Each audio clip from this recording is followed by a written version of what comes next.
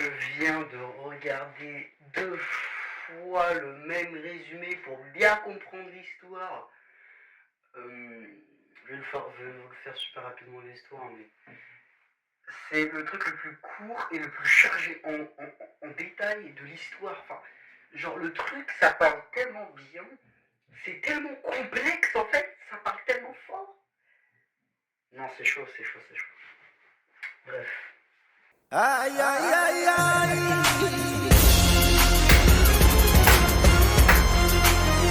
Nous avons un jugement. Bonjour et bienvenue sur cette nouvelle vidéo sur Tacopies Original Sin. J'ai une histoire très particulière avec ce manga, qui est littéralement l'animé, le manga, mon préféré littéralement, voilà. Le meilleur animé que j'ai jamais vu, qui dure 6 épisodes, voilà. J'ai aussi une histoire avec lui, enfin une petite histoire, mais voilà. C'était dans un carrefour, j'ai vu le manga. Je sais plus si c'est vraiment dans un carrefour, oui je crois. J'ai vu le manga et du coup je l'ai acheté.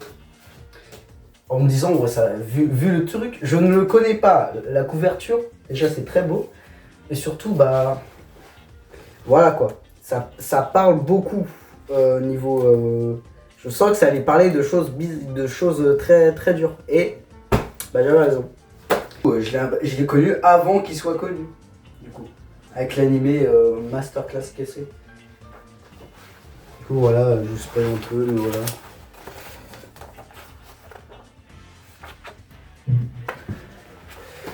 Bref, voilà.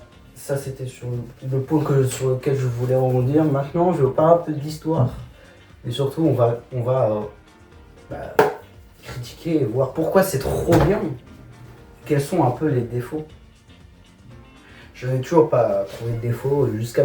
Donc l'histoire, c'est Shizuka, une meuf qui se fait harceler par Marina, trouve un alien comme ça, un alien poulpe. Très content, sauf que Shizuka, vu qu'elle se fait harceler par Marina, elle ne l'est pas trop. Du coup, déjà, ça fait un contraste, voilà. Il y a une suite d'événements qui va se passer, qui va amener à la mort de Shizuka par S. Voilà, par S. Et du coup, ta copie avec ses happy items qui sont des objets de sa planète qui ont des pouvoirs quoi. Et elle remonte le temps avec un appareil photo qui remonte le temps au moment où tu as pris la photo. Du coup, il va essayer de comprendre pourquoi Shizuka CS. Pas CSGO, hein, CS. Bref, du coup, il va découvrir un peu tout le truc autour de Marina. Et du coup, en remontant plusieurs fois dans le temps, il va déjouer tous les plans d'harcèlement de Marina. Du coup, il y a un moment où Marina demande à voir Shizuka, justement parce que ça l'énerve qu'il se passe jamais rien comme elle veut. Du coup, Shizuka va pas vouloir. Du coup, autre happy item qui permet de prendre que ta copine prenne l'apparence de Shizuka pour aller à sa place. Mauvaise idée parce qu'il se fait tabasser, il a failli mourir. Mais il a remonté le temps avant. Et il a réussi à tout régler. Sauf que le problème, maintenant Marina, elle veut se venger. Sur qui? Sur le chien de Shizuka. Un des trucs les plus importants, on ne parle pas beaucoup, mais c'est l'un des trucs les plus importants. Chappie, c'est le chien de Shizuka. Et un peu son réconfort. Et du coup, j'ai oublié de dire, quand Takopi se fait tabasser, on apprend qu'en fait, la mère de Shizuka, déjà le père de Shizuka s'est cassé, voilà, que la mère de Shizuka, c'est la maîtresse du père à Marina. Du coup, ça fait, je vais expliquer ça après, mais du coup, Marina a une situation familiale un peu instable. Et c'est pour ça qu'elle harcèle Shizuka. Revenons à nos moutons. Marina, son plan, c'est quoi? C'est provoquer Chappie pour que Chappie le morde. Et que du coup, il a la fourrière pour encore plus harceler Shizuka au final. Pour la faire souffrir quoi. Du coup son plan ça va marcher, quoi que ta copine va vouloir faire, ça va marcher. Et du coup dépression, hein. On en sait à main mais dépression. Et à un moment la mère de Shizuka dit que Chappie est allé chez son père, chez le père de Shizuka. Marina veut parler de son chien. Bon, en gros, c'est juste un prétexte pour la tabasser dans la forêt parce que du coup, c'est dans une forêt. Sauf que ta copine qui en a marre de voir Shizuka se faire tabasser, va quick. Tout simplement, Marina. Yes. Et un peu le personnage principal au final, parce que vous allez voir un peu le qu'on peut considérer comme le gentil. Azuma. Azuma, mon gout. Enfin, mon gout, mais pas trop, tu vois. Qui spawn et qui dit que c'est pas bien ce qu'ils ont fait, qu'ils ont tué quelqu'un. Sauf que Azuma est amoureux de Shizuka et Shizuka lui dit s'il te plaît, tu peux genre, trouver une solution, s'il te plaît. Du coup, ils ont caché le corps et ils vont. Et pour pas. Voilà. Ta copine va prendre la place de Marina. Du coup, c'est à ce moment-là, parce que ta copine, lui, rentre chez Marina, du coup. Et du coup, il se rend compte que son père et sa mère, c'est un délire. Sa mère, elle veut qu'elle reste avec. Que Marina reste avec elle, parce que voilà. Hein. Et son père, en gros, c'est dispute de qui va prendre qui. Enfin, qui va prendre Marina plutôt. Ils avaient des disputes et tout. Et sa mère la tabasse en mode ouais, t'es contre moi, mais non, t'es pour moi. Et en fait, du coup, vu que c'est ta copie qui la remplace, bah, du coup, sa mère, c'est littéralement sa mère, bah, du coup, c'est que c'est pas Marina. Est-ce que j'ai besoin d'expliquer qu'en fait, elle la tabasse.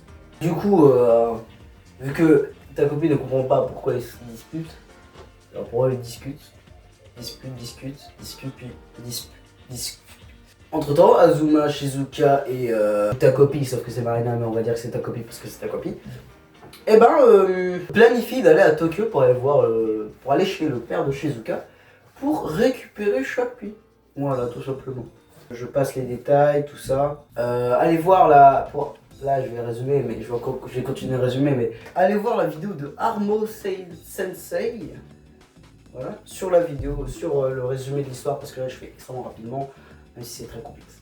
Et du coup, ta copine le prend, je sais plus pourquoi, mais ah oui, parce qu'il, du coup, il s'est rendu compte que ce qui fait que c'est mal, genre de prendre la place de Marina. Du coup, il prend plus la place de Marina. Du coup, Marina disparaît. Du coup, la police mène une enquête et ils vont en plus retrouver le corps de Marina dans la forêt enterrée. Voilà.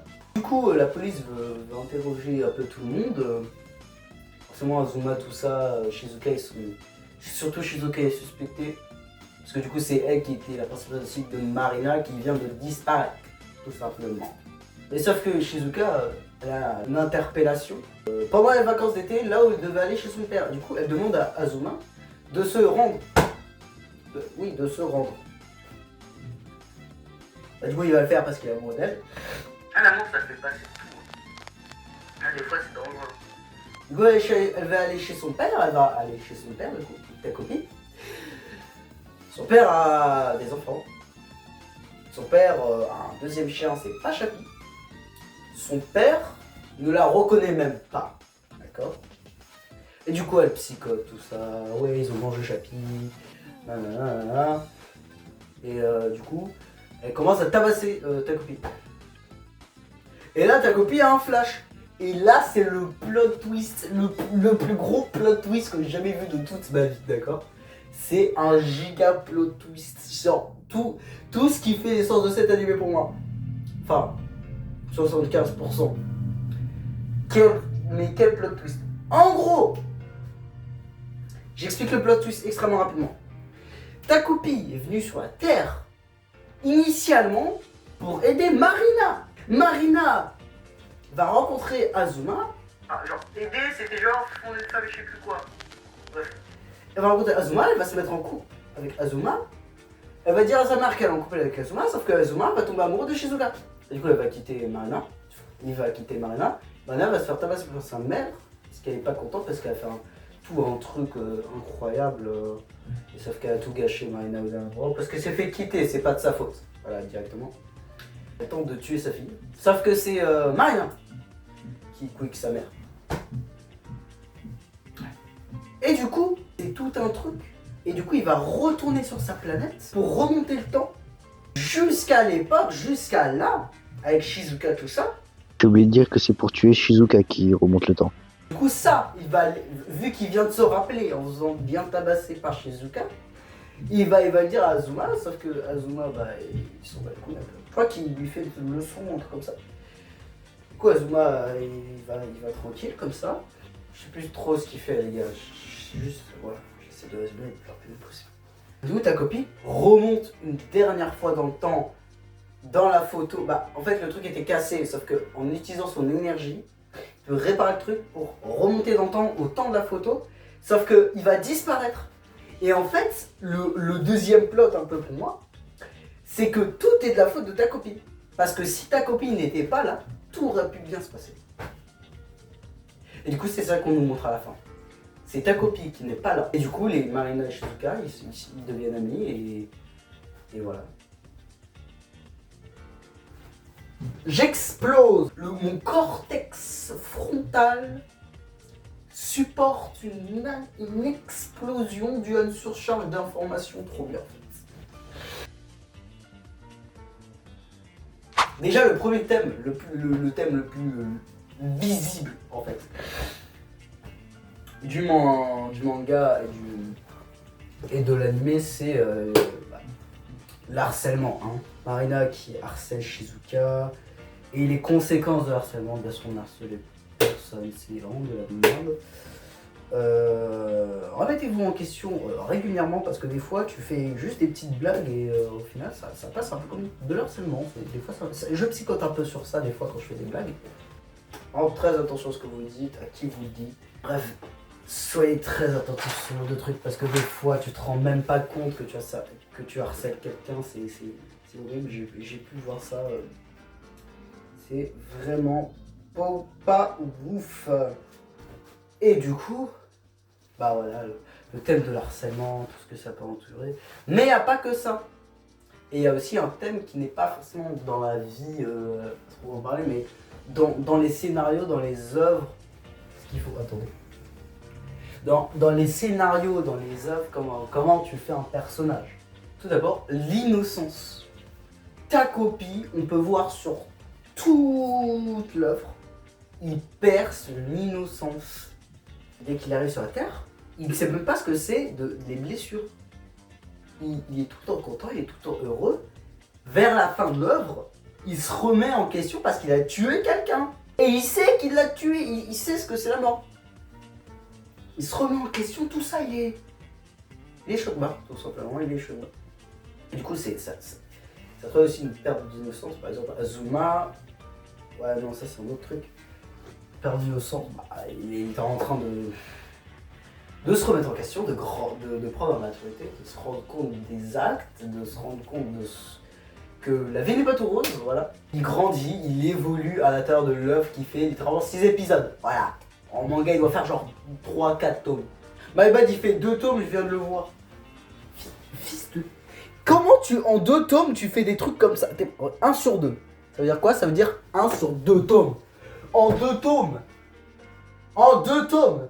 En 6 épisodes et en 2 tomes. Non, c'est un truc de fou de développer autant des personnages en 6 secondes.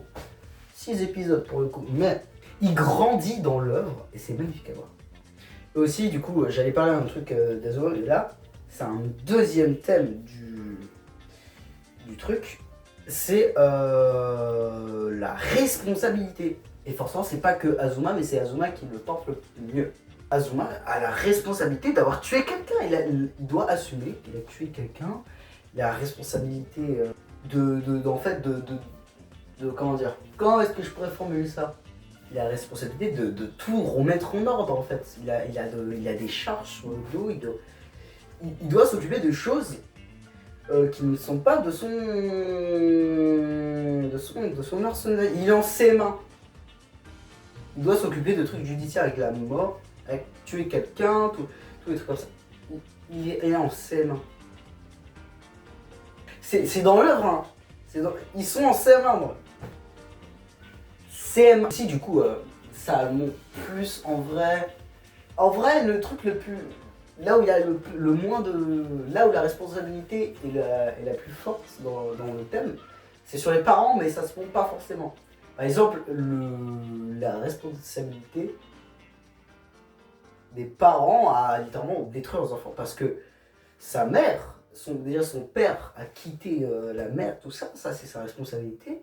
Et la mère aussi a fait n'importe quoi, est sortie avec le père de Marina, et du coup, bah, c'est la responsabilité des parents, des deux familles, celle de Shizuka et celle de Marina, si Shizuka et Marina s'entendent vraiment pas bien, quoi.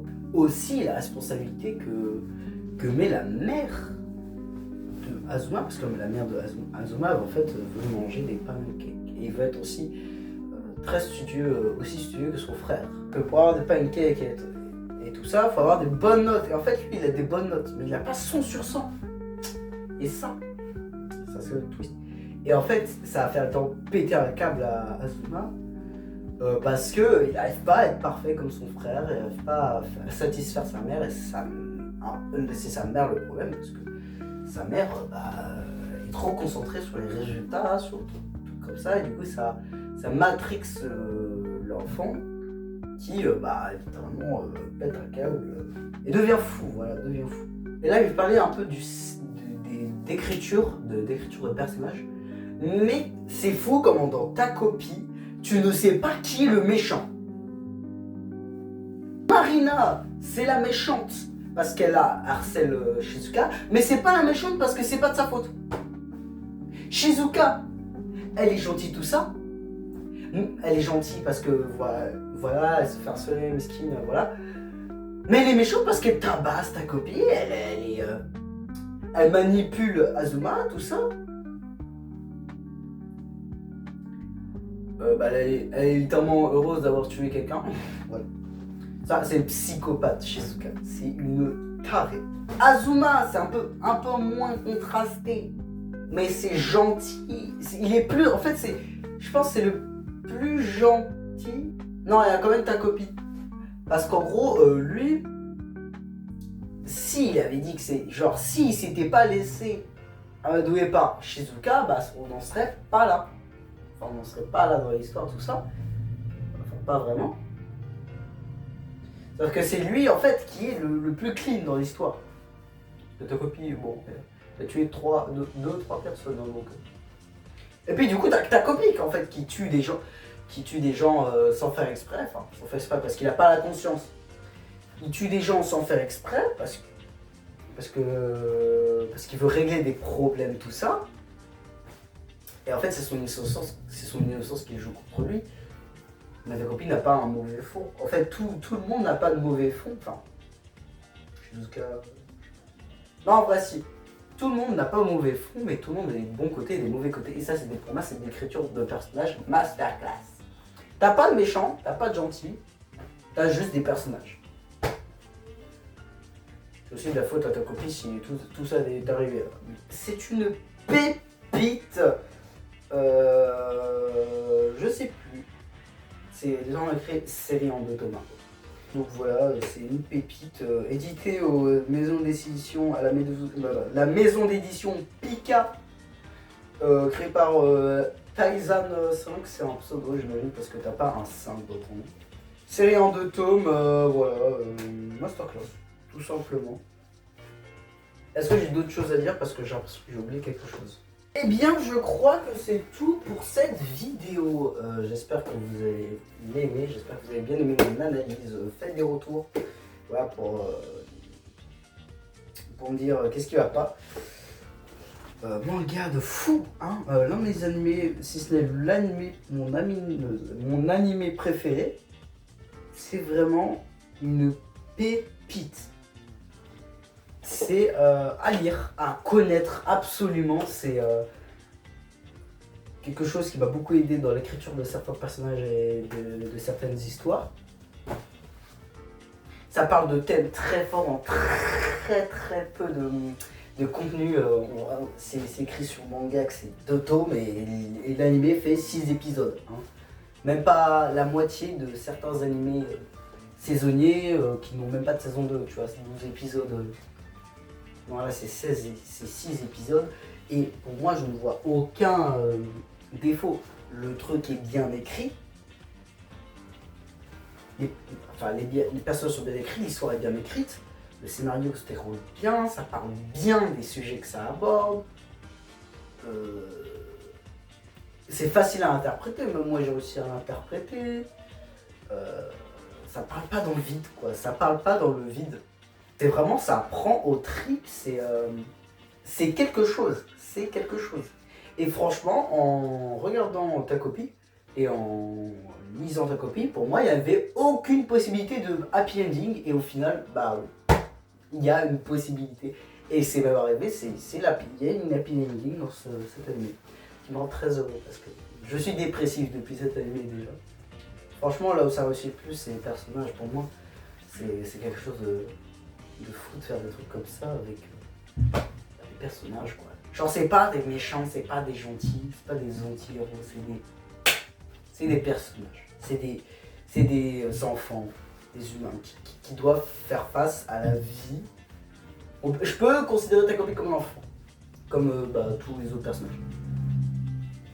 Genre, qui sont lâchés dans la vie, des trucs réels qui peuvent se passer. Parce que ça se trouve, ta copie, ça s'est vraiment passé. Enfin, pas la mienne et tout ça, mais ça se trouve, ta copie, ça s'est vraiment passé, la fin, comment c'est présenté.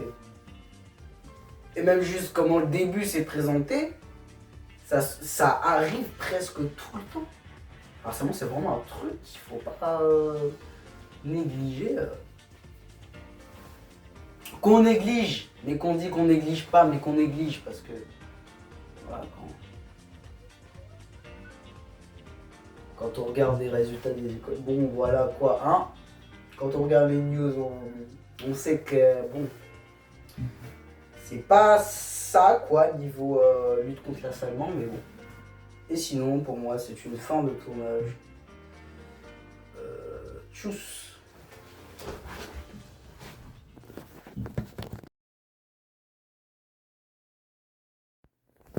Bonsoir pour ceux qui regardent encore la vidéo. C'est un petit bonus. Je tourne, du coup t'as ta copie là. Voilà le GOAT Masterclass.